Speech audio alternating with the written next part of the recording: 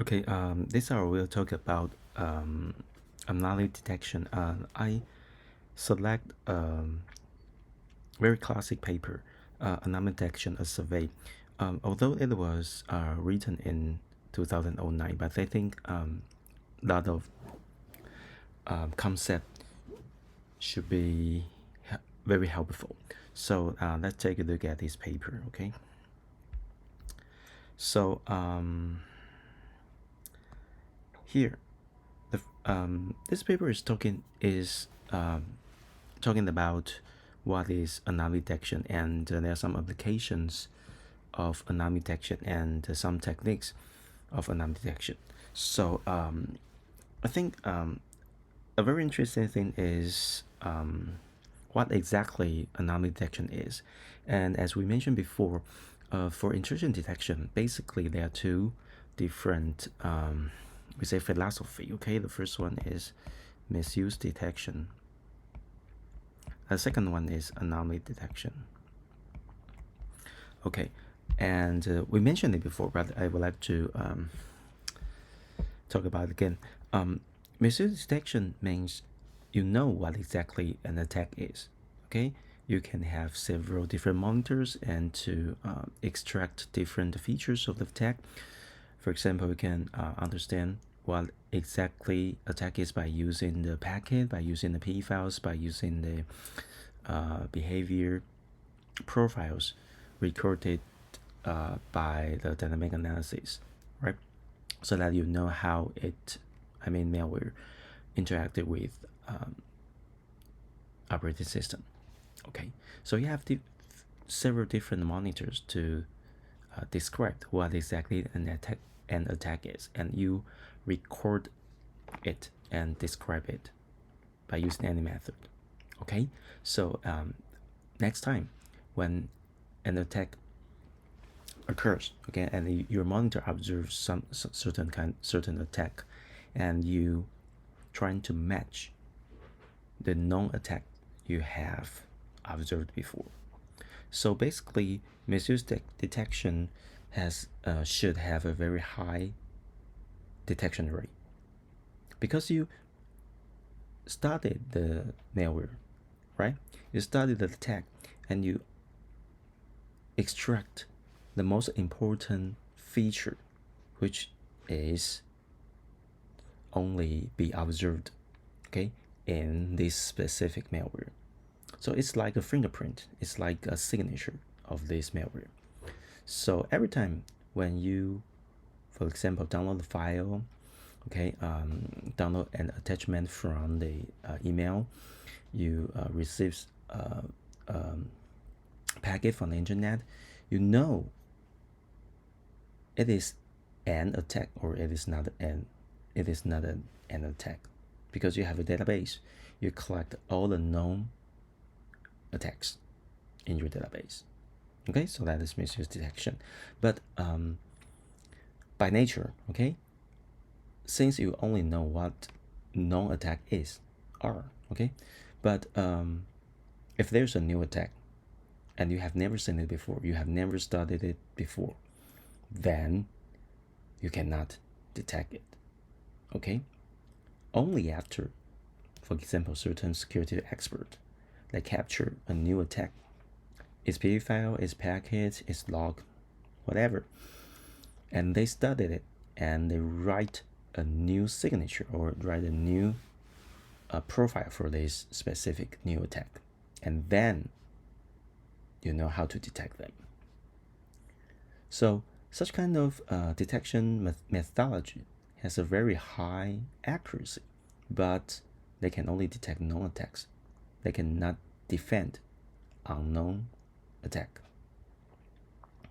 Okay, so another philosophy is that since we don't know what exactly new attack will be, so that we describe what normal behavior is. And again, we can use packet, we can use a P file, we can use the behavior of services. We describe what exactly normal behavior is, and then we write it down. So after that, if we observe any deviation from this normal behavior, and we can set alarm, says, okay, there's something that I don't know, so it might be an attack. But as you can see that it should have a very high false positive, right? Because sometimes we simply just did not record all the possible normal behavior. Sometimes we just miss some of them. And if some behavior, some new activities has been observed in your system, it might not align with your normal behavior. It might deviate from your behavior. So you think they are attacks, but actually they're not. Although it has a very high false positive rate, but such kind of method might be able to detect new attacks, because new attacks always deviated from the normal behavior, right? So we have two different philosophy, okay? But in this hour, we'll talk about anomaly detection, okay?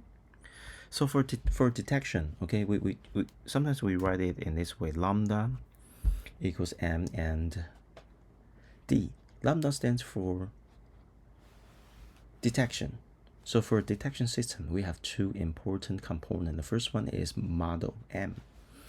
That means no matter it is anomaly detection or misuse detection, no matter you want to describe what an attack is or what normal behavior is, you need a model to model your target, right? No matter it is normal behavior or anomalous behavior, right? So you need a model.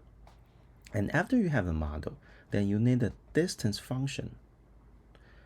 That means every time when you observe a new sample, you want to know if it is aligned with normal behavior or it is very similar to attack behavior. You need a distance function to measure how close the new sample close to your model, your normal model, or your attack model, right? So that is the reason why we have discussed a lot of distance function like Manhattan distance, Euclidean distance, cosine similarity, Jacob distance, because we need those distance function to help us to measure how far or how close the new sample related to the normal model or attack model. So that is attack detection. Okay, so that's lambda. Okay, so it is very similar in neural network, but I have to mention that the concept of anomaly detection and misuse detection, no matter you describe normal behavior or you describe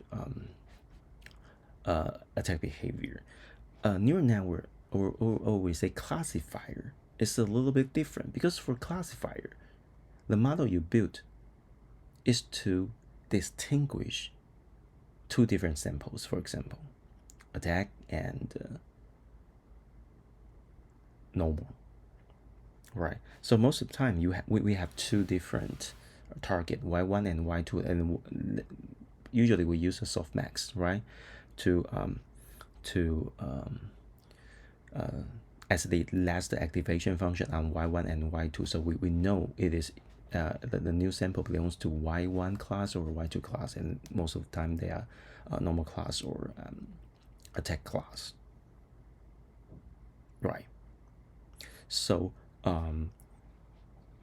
so from the perspective of neural network, usually we need two different samples, positive sample and positive sample and negative sample, to build such kind of neural network.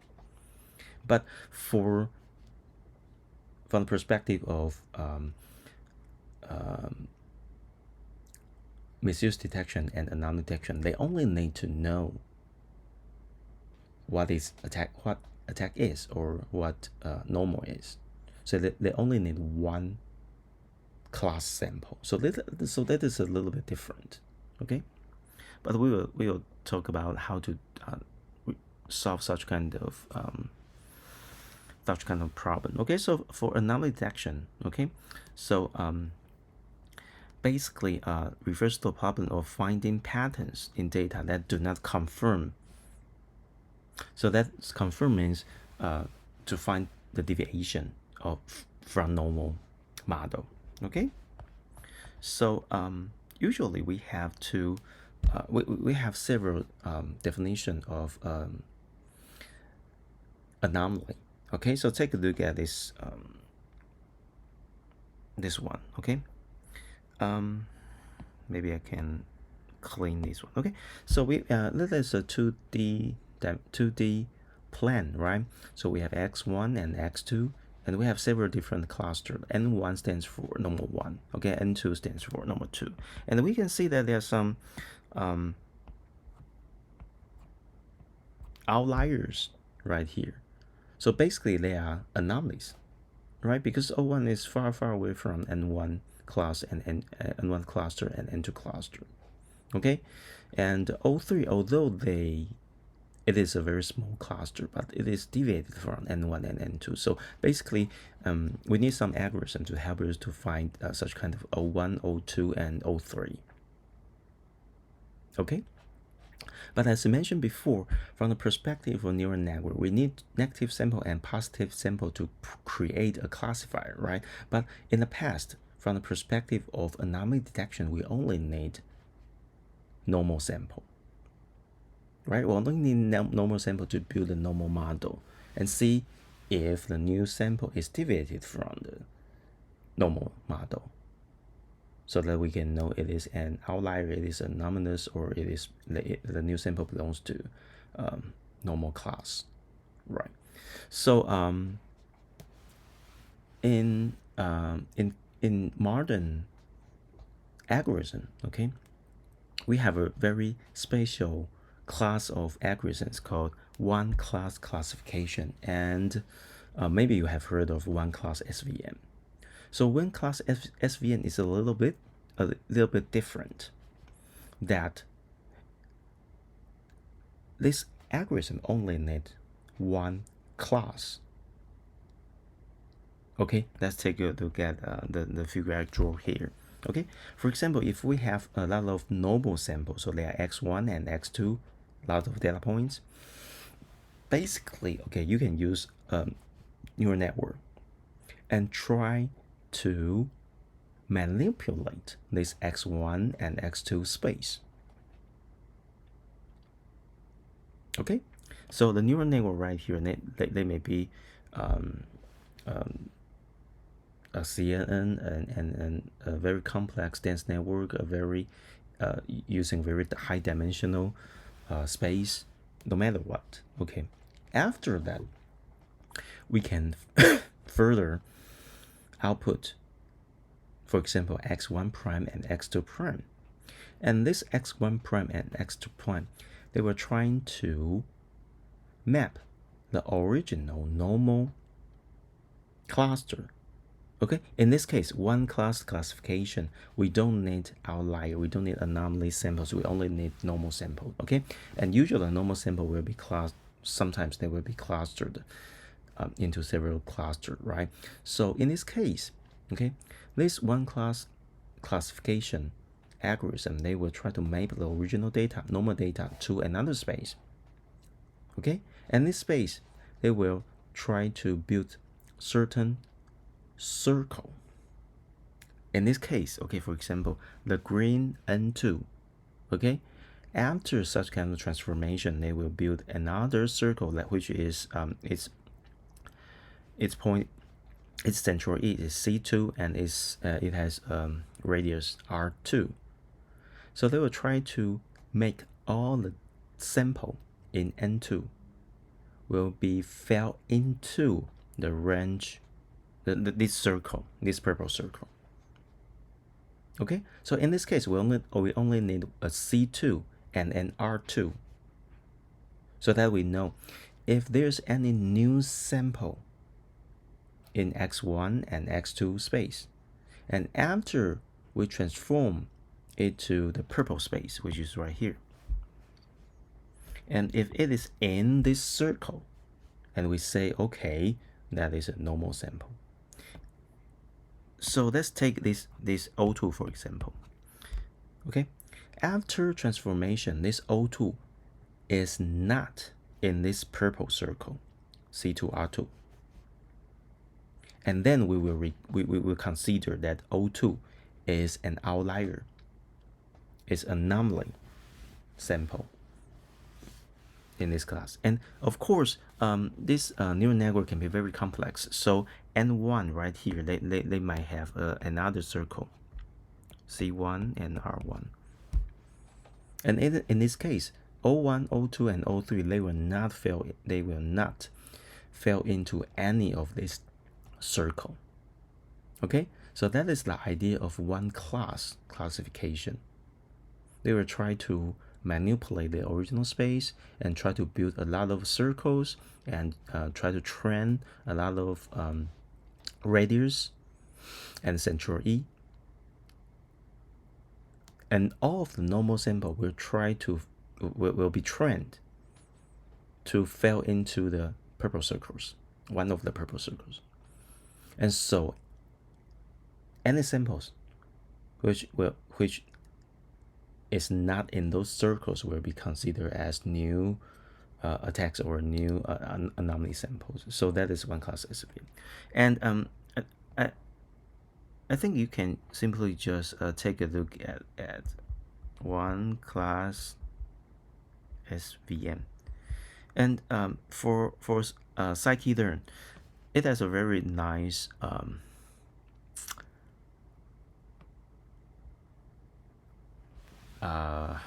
package. So basically, you simply just here we have code. You simply just need to import the algorithm and feed a lot of normal data, okay, by using fit function, and then you can perform prediction. So prediction is either -1 or +1. That indicate if this sample is in one of the circle or not in one of the circle. Okay, and the reason why we called it one class SVM is that when we perform the neural network, okay, we use the RBF kernel, which we introduced before. Okay, so it can map your original data to a very high dimensional space and then try to create circle in that space. Okay, so because it is very simple one, so maybe you want to try by yourself. Okay, so that is the idea of one class SVM. I think that is the only one of the only algorithm that really using only one class. It is, although it is a classifier, but it only need one class of the data of one class, not two classes. Because for the most of the classifier, we need at least two classes to perform the classifier. No matter it is SVM, traditional SVM, logistic regression, tree, something like that. They all need two classes, but SVM, one class SVM only need one. So I think it is a very nice algorithm to perform anomaly detection. Okay. So when we talk about anomaly, there are some challenges right here. So the first one is it is very difficult to define what is normal. Right? What is the normal? What means normal traffic? What means normal behavior of a program? Normal behavior of a service?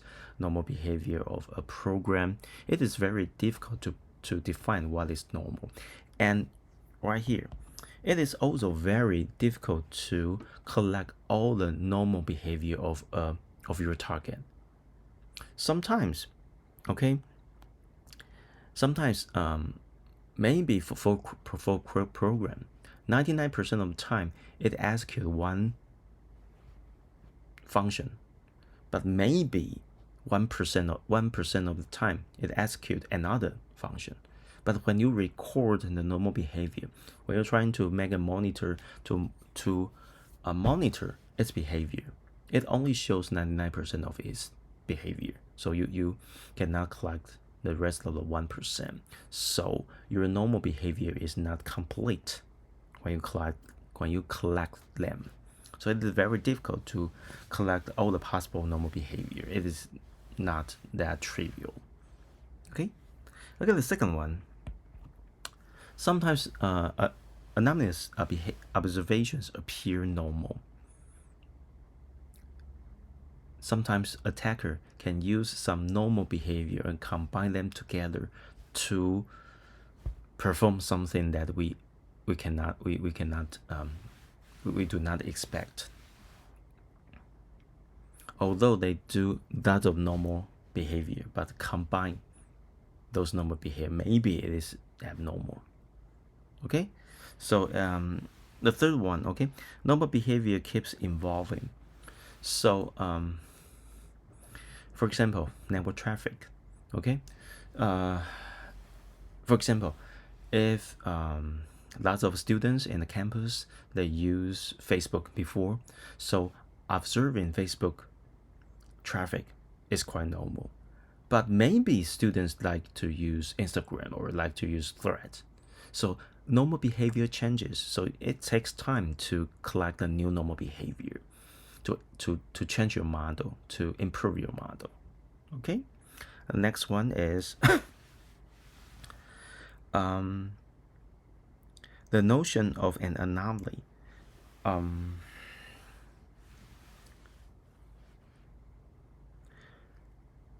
For different applications, okay, for example, medical problem. If there is a very tiny, very small deviation from your normal form, maybe that indicates a very serious disease. But maybe in network traffic, you need a very, very large deviation so that we can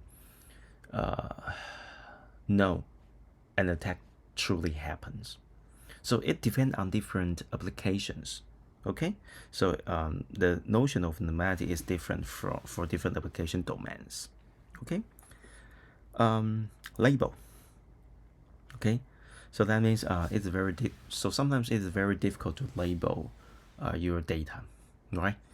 For example, you have too many traffic, you have too many packets to label, right?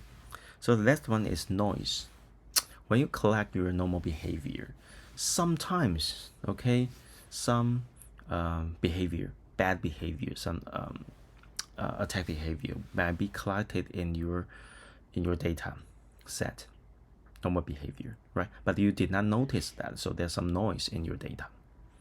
So there are some lot of challenges to when you perform anomaly detection, when you categorize your normal behavior. Okay. So here's some relative, but we can skip it. Okay. So let's talk about the type of anomaly. Okay, it's very simple. The first one is point anomaly. That means no matter how long you get your data, your observation of your target. Okay. For example, temperature. If in Taiwan, the temperature is minus 10 Celsius degree, then that is point anomaly because Taiwan never have minus 10 degrees Celsius degrees. Okay, so that is point anomaly.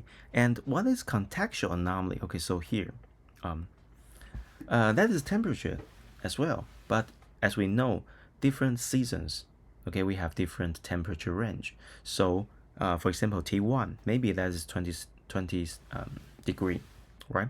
So, but it is normal in September, but it is abnormal in July, right? So the contextual abnormal means you have to refer other information or data so that you can figure out that okay, T1 or T2, that is anomaly. Okay, but for point anomaly, that means you simply just use one data and you know that is anomaly. So that is the difference between point anomaly and contextual anomaly. Okay, so if you're interested in this, take a look at this one. So we have some other interesting example right here. So for example, credit card fraud detection. Okay, for example, if you have never shopping in, for example, in America, in USA, United States. Okay, so if such kind of transaction is appears, okay, and they may send you a notice that you have never used your credit card in foreign country, so that might be a point anomaly. Okay, and another example of contextual anomaly by using credit card means if you usually for example have 10,000 New Taiwan dollar each month on your credit card, okay, but for certain month, for some month, okay, it is 200,000 New Taiwan dollar. So compared with the past transaction you made, this month is very suspicious, right? The amount of your on your credit card is very suspicious. So that means you have to refer to other data. Okay, so that is called contextual anomaly. Okay, so that is two different anomalies. Okay, collective anomalies. So let's take a look at this one. Okay, this one. That is the behavior of some, for example, some IT people or some computer. Okay, we the first event, the first behavior it has is HTTP web, above overflow, HTTP web send mail, FTP, and something like that. It is a sequence of events, so that is a behavior of something. But take a look at this part. SSH, buffer overflow, and FTP, they can be some normal behavior, but if they occurs in that sequence collectively, and we consider it as some kind of attack. So if you're such kind of anomaly is called collective anomaly. Okay, maybe SSH, buffer overflow, and FTP they can be somewhere right here, right here. That is normal if they are in some other place, but if they show up collectively, then they might be an attack. So make sure, okay, we have three different. Make sure you know we have three different types of anomalies. So that is again, okay, that is the some kind of medical figure, right? And we can see that right here, okay, that is some kind of anomaly, okay. So the next one I will talk about is the output of anomaly detection. Usually we have scores.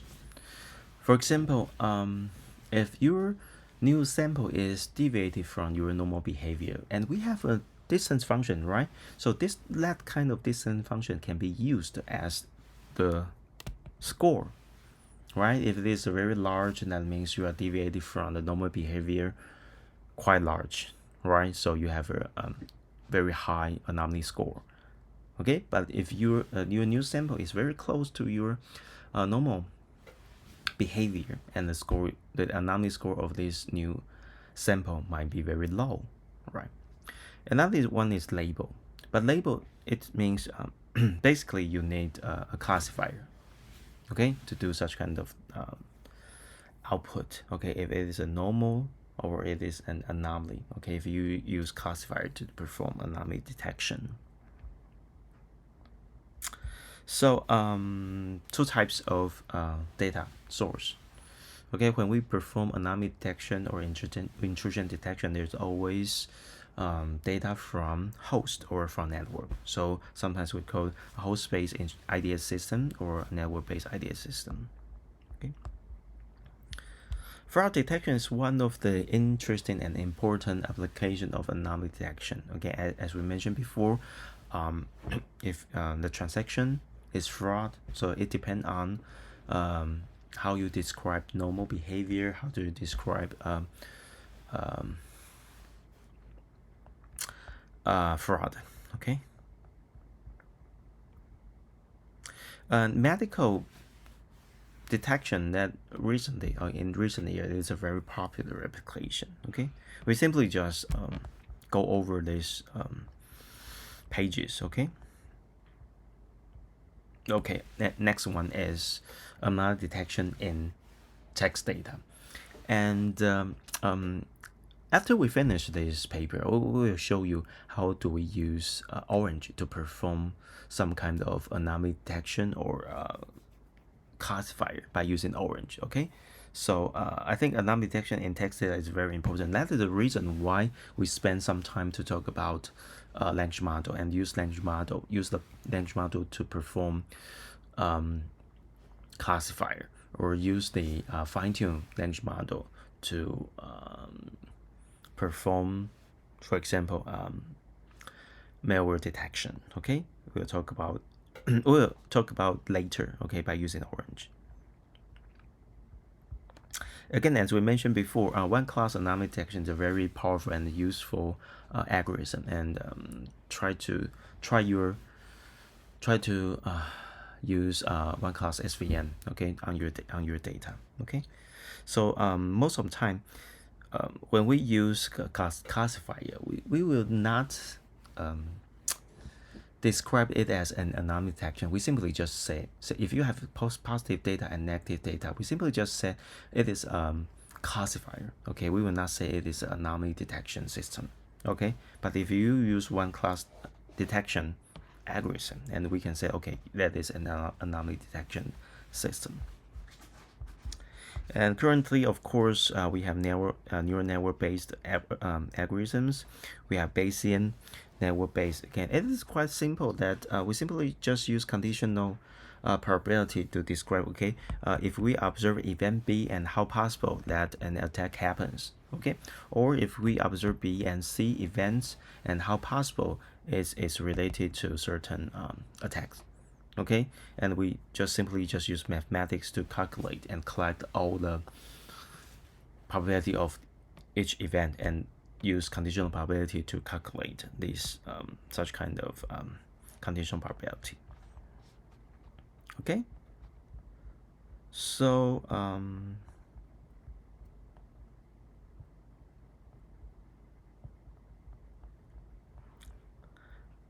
right here, okay, clock statistics. Okay, we have mentioned it before, but I would like to mention to say something again. Okay, the data we collect, okay, we always assume they are Gaussian distribution, right? So I hope you pay attention to your statistics course. Okay, so usually, okay, if we view our data set as a normal distribution, so mu plus or minus 3 standard deviation, and it will cover 99.7% of the data, right? In statistics textbook, okay, it says so, and that means only 0.3% of the data will be larger than mu plus 3 standard deviation, or mu minus 3 times standard deviation. So if you have a data set, you can simply just use this plus 3 or minus 3 standard deviation to identify if there's any outliers or anomalies which is not in this range. And the other one is this one. Okay, we have dot plots, right? We have Q3, we have Q1, we have a mean and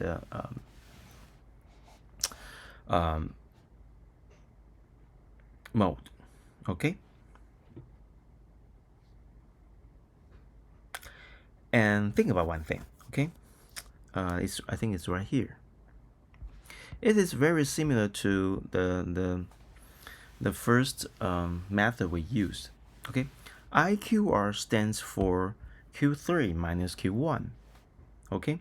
So the region between Q1 minus 1.5 IQR and Q3 plus 1.5 IQR, it should contain 99.3% of your data. So if your sample is larger than that or smaller than Q1 minus 1.5 IQR, and we consider those data points are anomaly, right? So make sure you have you know that. So sometimes it's very convenient for you to identify anomalous points data set. Okay. So that is the figure. Okay. We have Q3, Q1 median, and mean, maybe means right here. Okay, and that is IQR, right? So that is Q1 minus 1.5 IQR. So everything below this point will be considered as anomaly, and everything larger than this point, okay, Q3 plus 1.5 IQR will be considered as anomalous. Okay. Okay, I think we can stop right here. Okay, if you're interested in a lot of different applications and different techniques, you can take a look at this paper. Okay, but we stop right here. Next hour, we'll talk about how to use Orange to analyze text-based data by using language model.